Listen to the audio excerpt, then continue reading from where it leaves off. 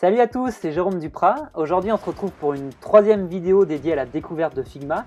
Et aujourd'hui, on va apprendre comment créer un composant basique grâce à l'auto-layout. Je vous retrouve tout de suite dans Figma. C'est parti!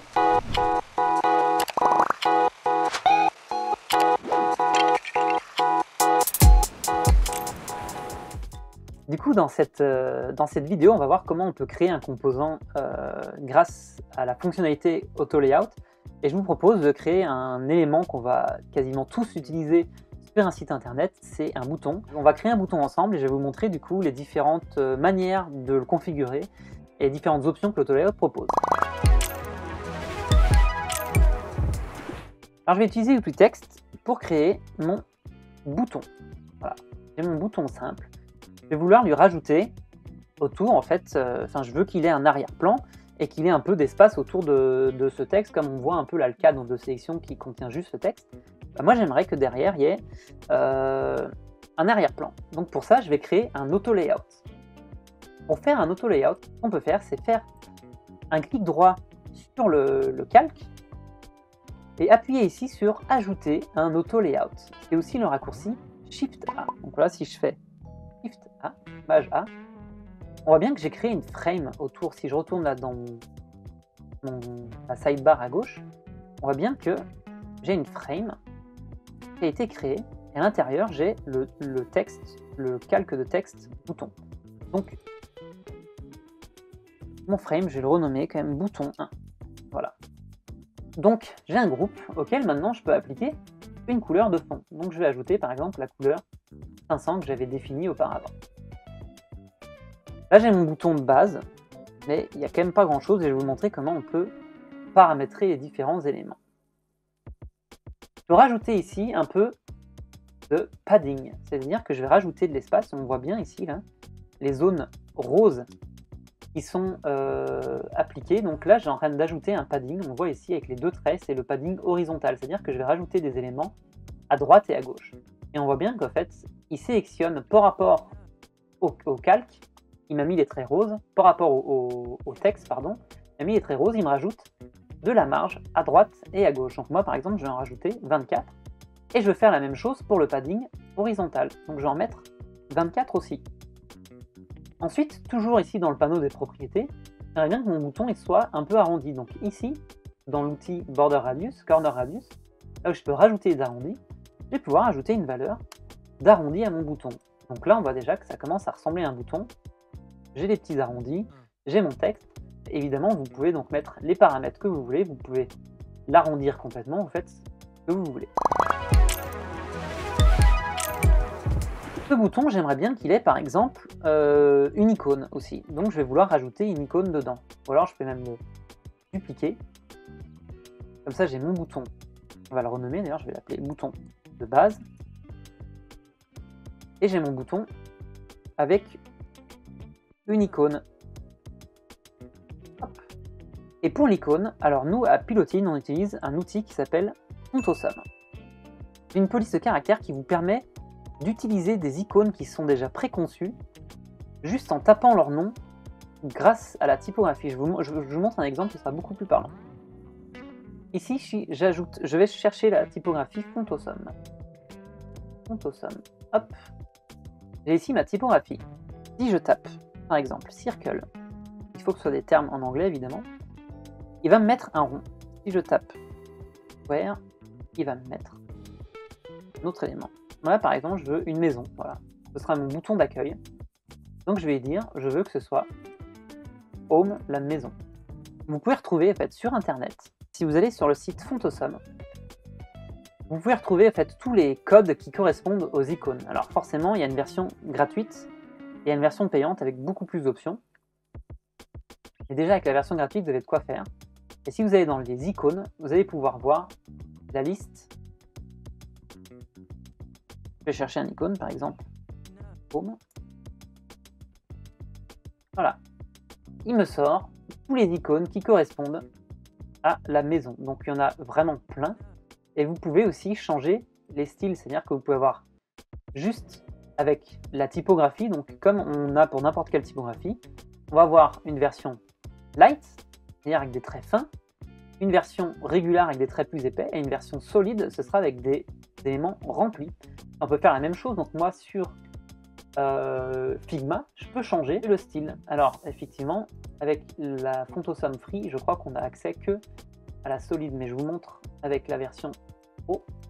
Si je me mets en régular, j'ai bien accès à différents styles d'icônes. Donc ça c'est mon premier élément. Par contre on voit ici, on voit que ma maison elle n'est pas alignée avec le texte.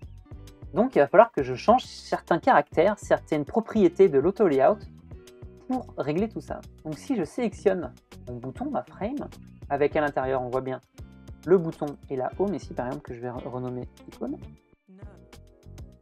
Si je sélectionne la frame, dans les paramètres de l'auto layout, j'ai ici déjà plusieurs options. On a vu tout à l'heure le padding qui nous permettait donc de rajouter de la marge en haut et en bas. Enfin en haut, verticalement et horizontalement.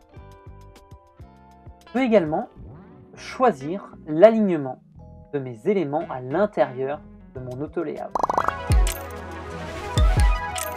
On voit que là ici, ils sont tous alignés en gros vers le haut et la gauche. Si j'agrandis la zone de mon auto layout, on voit bien que les éléments ils restent en haut à gauche. Si je veux qu'ils soient à gauche et au milieu, je peux cliquer sur ces éléments et c'est comme ça que vous allez pouvoir paramétrer votre bouton. Moi je vais revenir en arrière pour lui redonner sa forme originale. Tac. Et donc je vais lui dire je veux que les éléments soient centrés et alignés au centre. Donc j'ai bien maintenant mes éléments qui sont alignés. Par contre, il y a un truc que j'aimerais bien aussi, c'est rajouter un peu d'espace entre les deux. On voit ici que j'ai 10 pixels entre les deux, et vous voyez que ça correspond aux mêmes 10 pixels qui sont ici, qui est l'espace entre les éléments. Donc je peux le modifier directement ici, comme le padding, en fait, quand je survole la frame qui est sélectionnée, je peux venir modifier ici les valeurs directement, soit dans la sidebar à droite, soit directement sur votre élément sélectionné.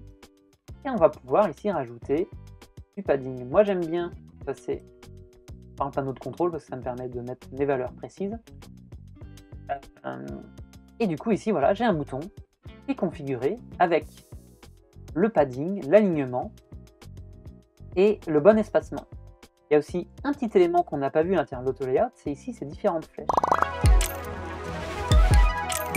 C'est ce qui vous permet en fait de donner la direction de votre auto layout. Vous allez voir que si j'appuie sur cette direction verticale, qu'est-ce qui se passe?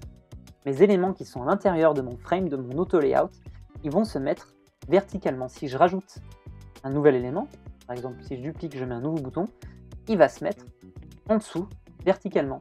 Si je change à nouveau ce sens-là et que je repasse en direction horizontale, tous mes éléments vont être alignés horizontalement et ils auront le même espace. Vous voyez bien que plus je rajoute d'éléments, ils ont toujours à l'intérieur le même espacement, il y a toujours 24 entre chaque élément. Et que si je change ici, ça va le changer pour tous les éléments, pour tous les espaces qu'il y a entre les éléments de mon bouton. Voilà. Donc je vais enlever les éléments qui ne m'intéressent pas. Je reste avec mon bouton et mon icône. Un autre élément sur l'auto layout qu'on peut voir, c'est les fonctions avancées. Dans les trois petits points qui nous ouvrent un menu complémentaire et qui nous permet de changer certaines valeurs de l'auto layout. Si je me fais un peu de place, si j'ouvre ici mon panneau des propriétés avancées, je vais pouvoir régler différentes valeurs. Souvent au survol, Figma, qui est très bien fait, va vous montrer à quoi va correspondre les changements que vous allez appliquer. Ici par exemple pour l'espacement, je suis en mode packed, ça veut dire regroupé. C'est-à-dire que les éléments ils sont quand même mis ensemble, ils sont séparés par cette valeur que j'ai définie tout à l'heure. Alors je l'ai changé, mais tout à l'heure donc j'avais bien 24. Quand je suis en mode packed, les éléments ils sont regroupés ensemble, espacés par cette valeur de 24. Si je mets space between, ça veut dire qu'ils vont être espacés automatiquement en fonction de la dimension de la frame de base. Je vous montre ça tout de suite. Si j'agrandis cette frame, j'aimerais bien en fait, là mes éléments ils sont donc espacés de 24 pixels, mais j'aimerais bien en fait qu'ils soient séparés et qu'ils occupent tout l'espace de cette frame. Donc je vais pouvoir cliquer sur Space Between, et on voit bien que j'ai un élément qui va se mettre tout à gauche, un autre tout à droite, et que l'espace ici au milieu, il va être calculé automatiquement en fonction de la largeur de la frame. Et en fait, il va nous mettre des éléments à intervalles réguliers. Si je duplique cet élément-là, il va en mettre un au milieu, et ici, on aura exactement le même espace. On n'a pas l'impression parce que du coup, c'est pas la même taille d'objet, mais si je mets par exemple que les mêmes objets, à chaque fois, ils ont le même espace à l'intérieur qui est calculé automatiquement et qui s'adapte en fonction de la taille de la frame. Si j'agrandis ma frame, l'espace va s'agrandir. Si je réduis la frame, l'espace ici va se rétrécir. C'est ce qui vous permet du coup de mettre des éléments à intervalles réguliers, mais pour qu'ils occupent tout l'espace de la frame que vous avez définie. L'autre élément avancé, ça va être les contours. Les contours qu'on voit ici. Donc pour vous montrer un exemple, je vais rajouter un contour à mon bouton.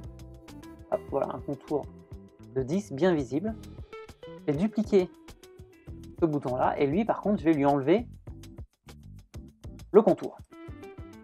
Ces deux éléments, comme j'ai fait tout à l'heure, mon premier auto-layout avec mon texte et à l'intérieur un icône, je peux assembler aussi n'importe quel élément, donc ça peut être deux frames en auto-layout. Donc pareil avec Shift A, on voit bien que j'ai créé une nouvelle frame avec ici à l'intérieur mes deux boutons. Donc je vais par exemple l'appeler bouton double, et on voit bien que c'est à l'intérieur d'un auto-layout parce que je peux changer, comme on l'a vu tout à l'heure, les propriétés. Je peux changer les propriétés, je peux changer l'espace qu'il y a entre les éléments, je peux changer leur alignement, et ainsi de suite. D'ailleurs, on voit que c'est un auto-layout qui a été créé parce qu'ils ont ce petit icône sur Figma.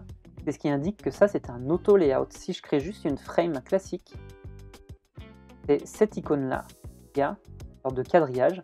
Si je la transforme en auto-layout, je peux cliquer ici, faire Shift A, clic droit, auto-layout, mais si je clique ici, donc auto-layout, si on regarde bien le petit icône ici, hop, il a changé automatiquement pour nous indiquer que cette frame-là est un auto-layout. Donc si je retourne sur mon bouton double, on voit bien ici que la frame qui sélectionne les deux éléments, donc la frame de l'auto-layout, ne prend pas en compte le contour. Et donc il y a une option pour l'ajouter, c'est juste de mettre que les contours sont inclus dans l'auto-layout. Et on voit bien ici que mon contour, il fait partie de l'auto-layout.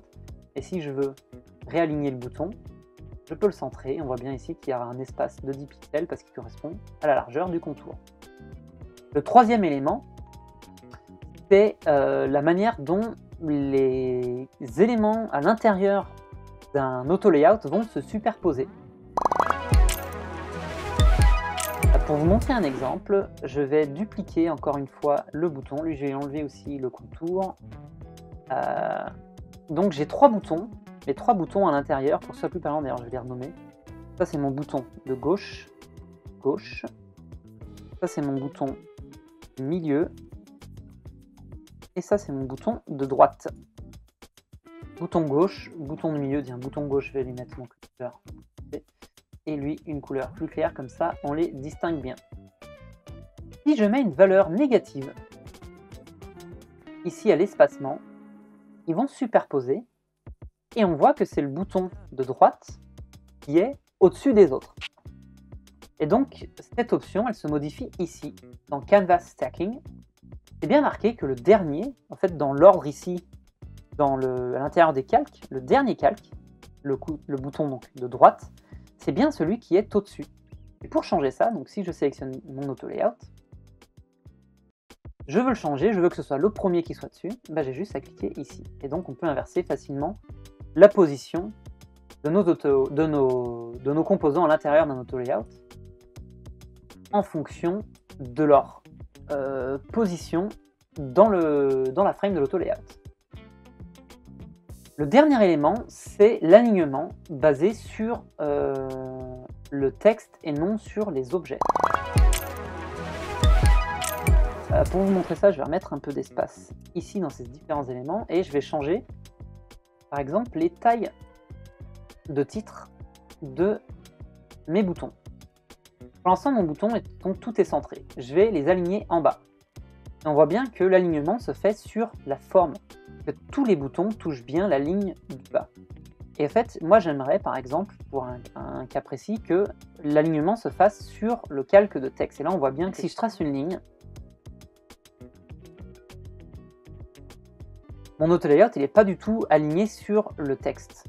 Et pour changer cette option, donc il suffit que je vienne ici dans les paramètres avancés, et dans Text Baseline Alignment, il suffit que je valide cette option, et on voit bien que mes éléments viennent s'aligner sur le texte et non pas sur la forme. Alors voilà pour cette première vidéo sur l'auto-layout et sur les éléments plutôt basiques. On l'a vu donc avec les boutons, il y avait peu d'éléments à l'intérieur de la frame auto-layout. On verra dans une prochaine vidéo comment on va créer des éléments un peu plus avancés avec donc plus de composants et de choses qui vont pouvoir nous permettre de paramétrer, de jouer avec l'auto-layout. Si cette vidéo vous a plu, n'hésitez pas à vous abonner. Si vous avez des questions, vous pouvez les poser dans les commentaires comme d'habitude. Et moi je vous dis à très bientôt pour une prochaine vidéo. A plus!